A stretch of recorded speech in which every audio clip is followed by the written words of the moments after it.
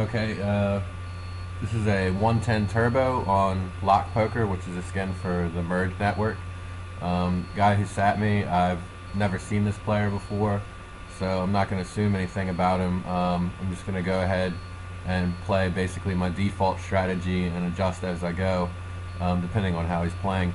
I know a lot of people like to just 3x their button pre.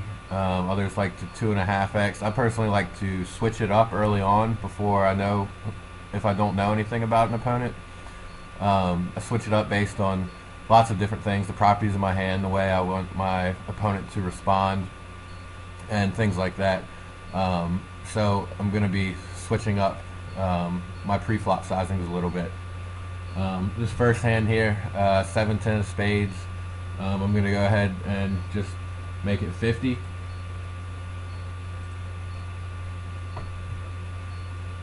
So 2.5x. And he ends up calling, and flop comes out 8-8-9. Really standard c-bet for me. Half pot is my standard c-bet here.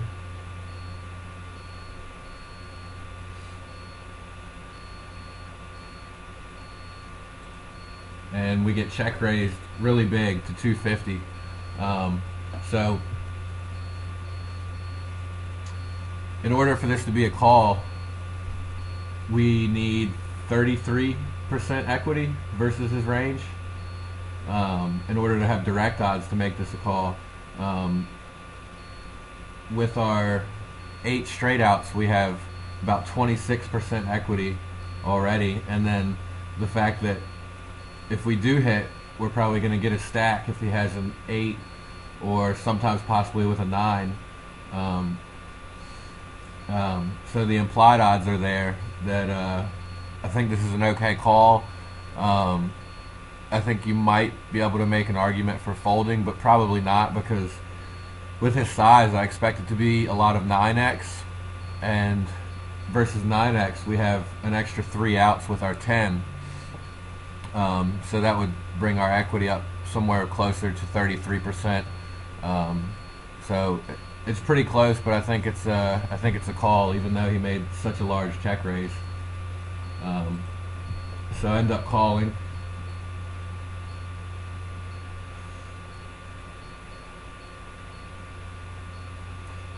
Another table popped up. I'm just going to record the one table.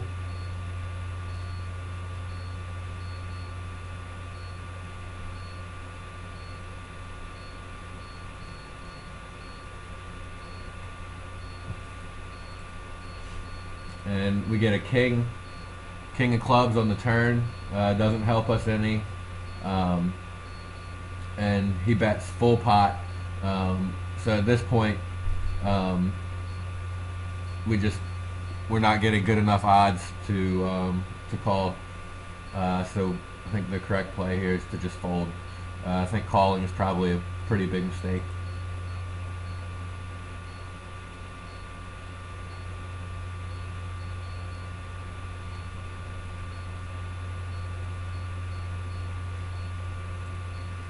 He limps. This is his first limp, so don't really know anything about it. Gonna go ahead and check behind.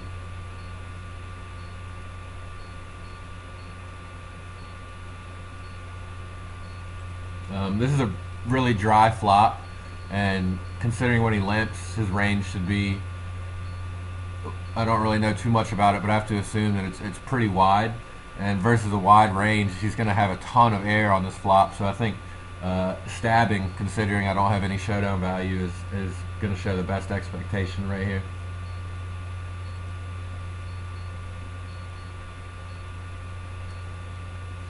So I make a stab, and he does call, and I pick up some equity on the turn with the open-ended straight draw. So when he flats, it can be some queen X. I think it's more likely to be 4x or 8x. Could be a 5-6 or 6-7 type hand as well. But all his 8x, 7x, 4x, hands like that, pocket sixes, maybe even in the hand like pocket nines, I think we can fold most of the time with 3 barrels. So go ahead and barrel about 2/3 to 3/4 pot. He ends up calling, and the river is pretty much a complete brick. I have 9 high. I think the way the hand's played out so far, my only option is to make a pretty good sized bet and hope to fold out anything that doesn't, hope to fold out 8x, 7x, 4x, and 3x basically, and then maybe some pocket pairs.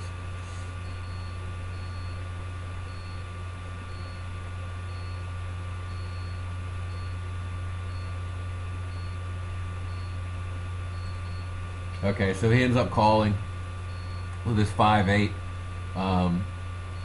What I can learn from this is that he's going to have some of his lower connected hands in his limping range, and he's also not going to be the type to make any big folds. Like, if this guy's calling 3 barrels with second pair on this board,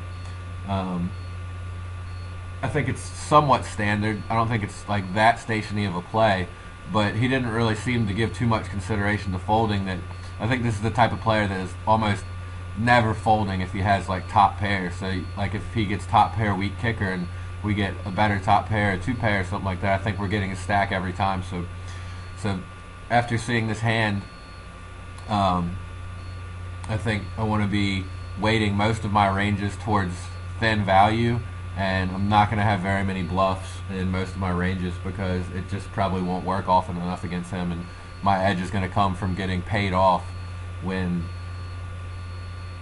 he makes call downs like that, when I have a better hand.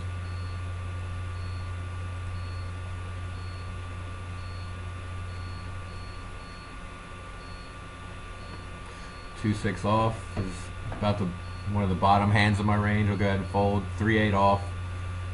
He limps, so I believe I check behind here.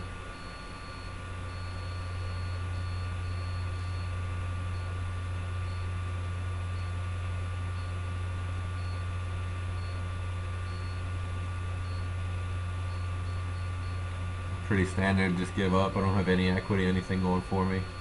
Go ahead and see the next hand. 10-2 off. It's a hand that I put in the bottom of my range that I fold.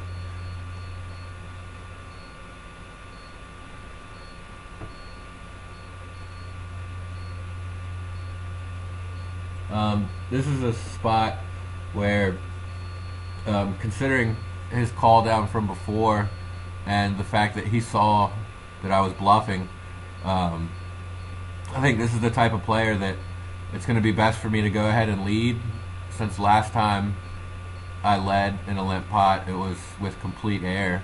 I don't know if he's smart enough to remember that, but I'm assuming that he's on that kind of level. But you could certainly make an argument, because this misses both of our ranges so much, you could certainly make an argument for check calling or check raising.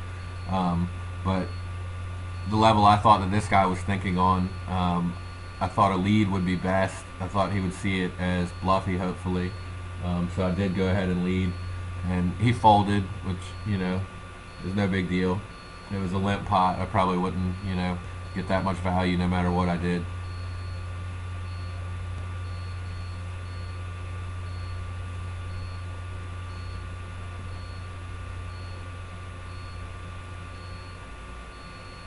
Four 8 off, I made it 60 instead of 50, just because really with this hand, I want to encourage as many folds as possible. I don't really want him calling with like 5-8 off or something like that. I want those hands to fold, so I'm just going to go ahead and add another 10 chips on there and just try and maximize my fold equity.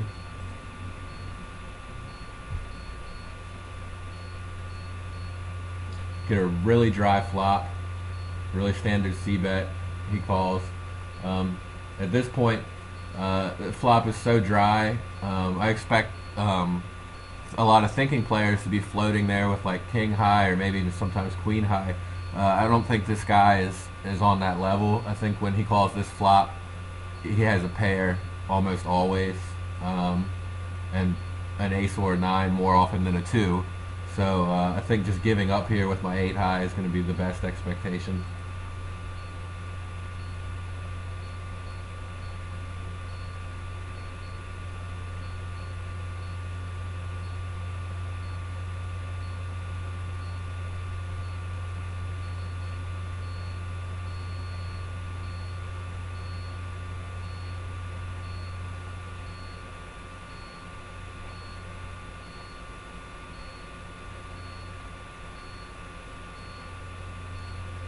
He limps, so go ahead and check behind. Um, and limped, when I play against a person who's limping a lot, which it seems like that's going to be this guy's set strategy so far, he's limped every single button. He hasn't raised one. So against those types of guys, they're going to have a lot of air on a lot of flops. So I tend to like to lead as often as possible, and especially with hands like this one right here, where I have pretty good equity, but as far as showdown value, I only have a jack high. I think it's going to be best to have the initiative and be leading in those types of situations, and put your opponent on the decision instead of check calling. Check raising is also a decent option, but I tend to like to lead and just go ahead and get him to fold out, any of the random air that he has, and it just makes it easier to put him on a hand when he's the one calling down and you're the one firing the bets.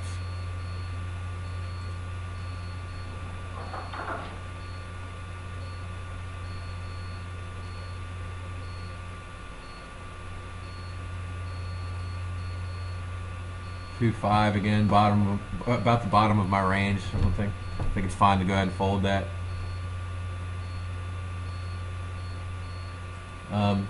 I believe this hand I decided to raise.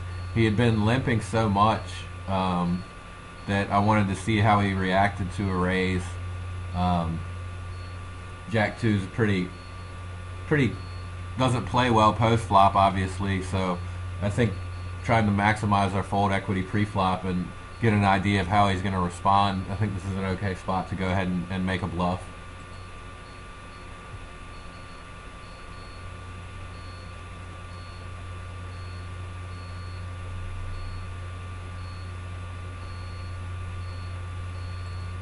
So he ends up calling. We get a pretty good flop. It hits our perceived range pretty hard, and although because he hasn't raised any buttons yet, he has just as many aces, probably a little bit less ace-x hands than I do, but he still has a decent amount of ace-x hands. So I won't get as many folds as I would against someone that was like raising, say, 50% and limping 30%, assuming that they were limping the bottom 30%. So I got to be careful of that. Like, this is a great flop to c-bet, but once he calls, if he does call the flop, I just have to give up because he's already shown ability to call down light, and he's going to have more ace-x than most players would in this situation.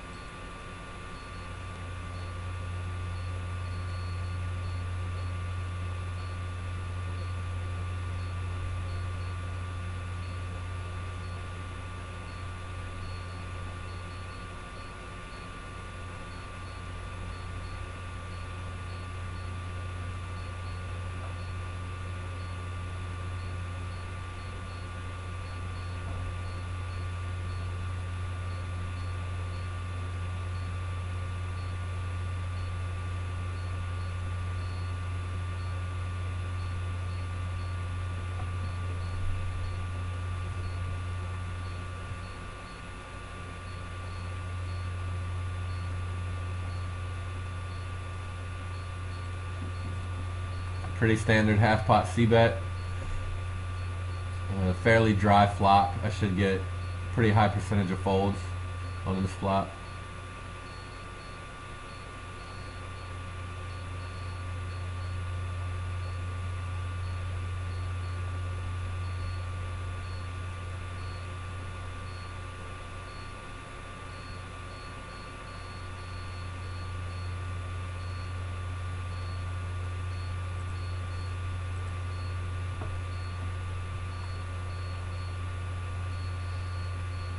think that hand played out pretty standard. Not sure what's going on with the zooming there. This is my first time with Camtasia. I'll have to figure out why that's happening.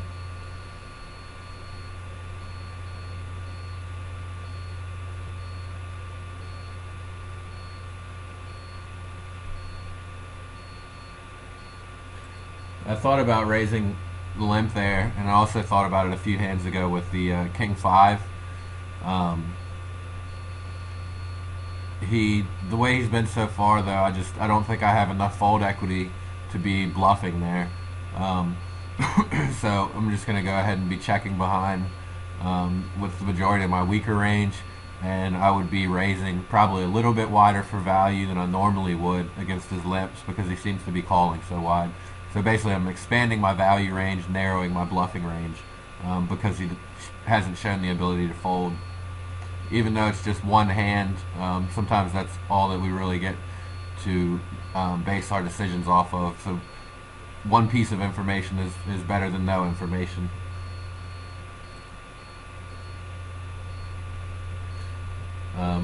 Pretty standard lead, just like I was saying before. You know, I have on the flop I have 8 high with great equity, so I want to have the initiative. I want to be the aggressor for situations like this when I do hit my draw. Once I hit, pretty easy. Just go ahead and bet size that I think will get called by the widest range, which I think is going to be somewhere between 2/3 and 3/4 pot.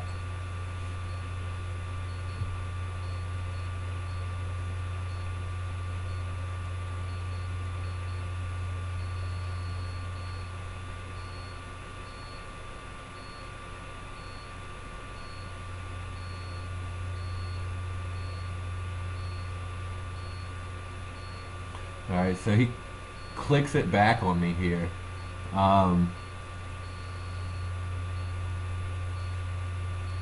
It's kind of interesting because from what I've seen from him in a couple spots before, he seems to like to bet large. So a lot of times I would see it click it back as strong from a lot of players, but I actually don't see it as that strong from him. I think if he actually had made a flush or had a hand like ace 5 or ace deuce, I think he would be raising a lot bigger here. I think what he's trying to do is he wants me to flat and he wants me to check the river to him so that he only has to spend another 90 chips and it plays out easier for him that way than if he were to flat and then I barrel a big size on the river and he has to call. So given all that, I think it's definitely best to 3-bet. So now we got to decide whether we want to go all in or whether we should do small. Considering that he seems like not a very skilled player so far and definitely capable of making some pretty big mistakes, I'm going to go ahead and give him the opportunity to make those bigger mistakes by doing a not all in 3-bet and then just jamming any river. And I think that play gets called by the widest range and is the most optimal in this situation versus this player.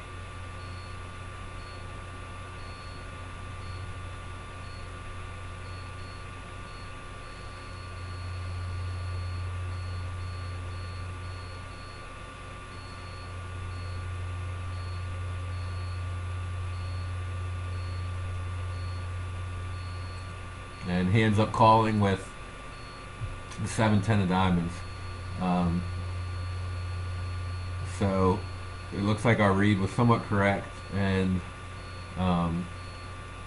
we get more information leading towards the side that this guy is he's a station. He doesn't like to fold any kind of pair that he gets. If he has second, you know, it looks like second pair, he's just not folding it. He'll put his whole stack in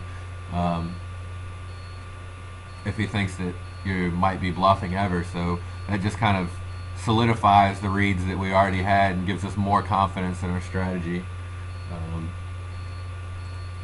So that's good.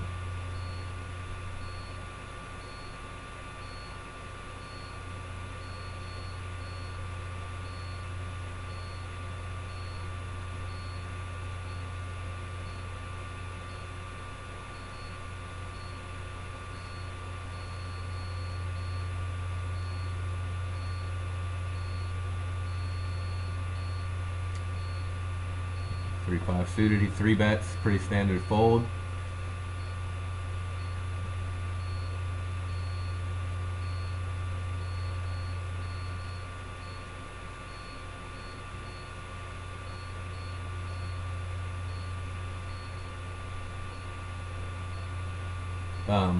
So far, if you look at my HUD stats, we have him playing 100% of hands in position and 100% of hands out of position.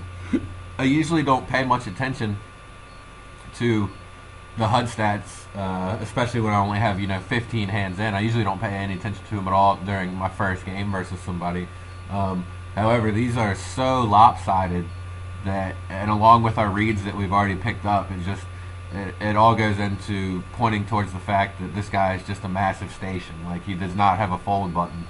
So it really makes it pretty easy to beat him if we just tighten up our ranges pre-flop and on the flop and continue to value bet wide and not bluff a lot. And he should just be slowly bleeding away chips to us by calling down too light in too many situations.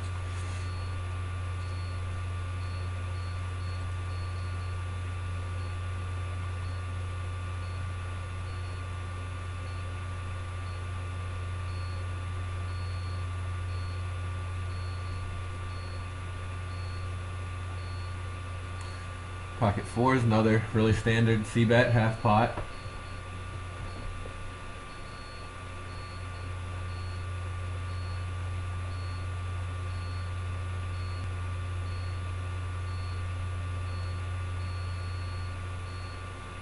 A great spot to raise. If I had like King Jack or King Queen here, I would probably make it 90 or 85 or something like that.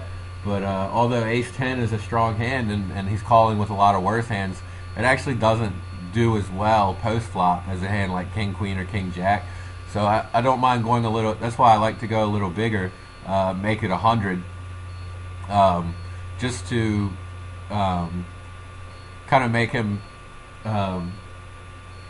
fold out a little bit more of his range, considering that he actually does okay versus us if he ends up calling with like his 7-8, 8-9 type hands. I'd really rather he just folded those and only called with the hands that I'm dominating, like 10 Jack and 10 Queen, stuff like that. We flop trips, and so it's pretty standard C-bet. I'll just stick with half pot since that's what I've been doing. I don't want to change anything, give him any extra reason to fold. He does go ahead and fold. 7 deuce suited. You could raise or make an argument for raising or calling. Considering how much of a station he is, I think it's best for me to just fold those types of hands.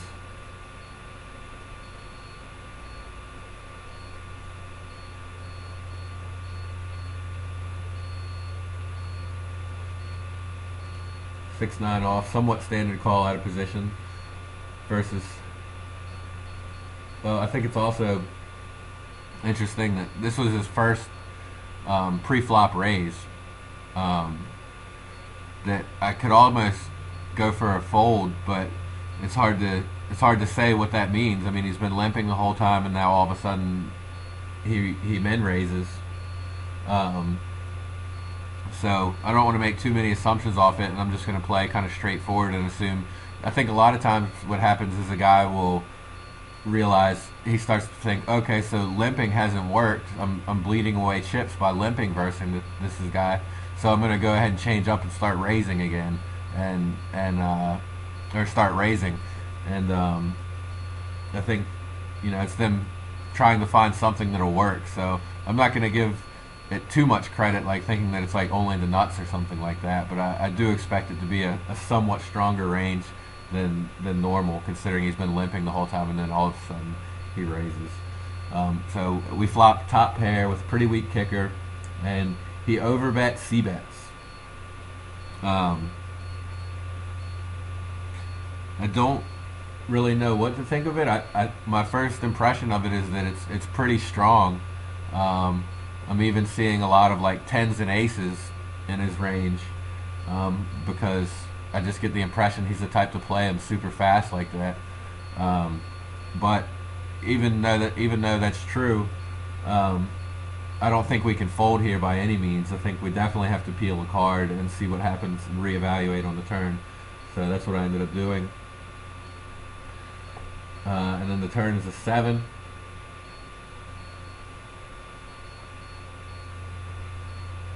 We check, and he bets full pot.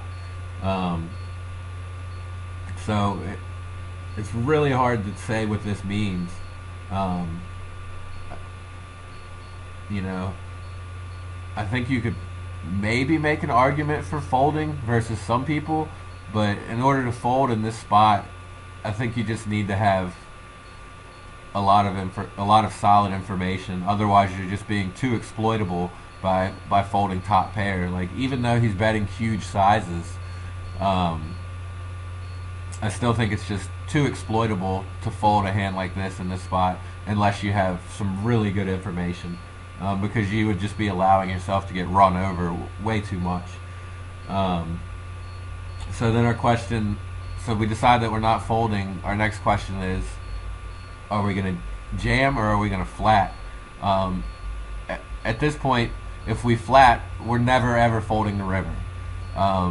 So if we assume that the reason that we're going to continue in the hand is because we're ahead some of the time, then we just need to go ahead and get it all in right here instead of letting him take that little extra bit of free equity to possibly hit the river with a hand like, I mean, because he could be barreling with a hand like 10 jack or jack 8, and if we let those hit the river, it's bad for us. It's better for us to just jam and force them to either fold or make a really bad call. So that's what I decided to go with, was a jam, and I think he ended up having, let's see, 5-7 of clubs or something.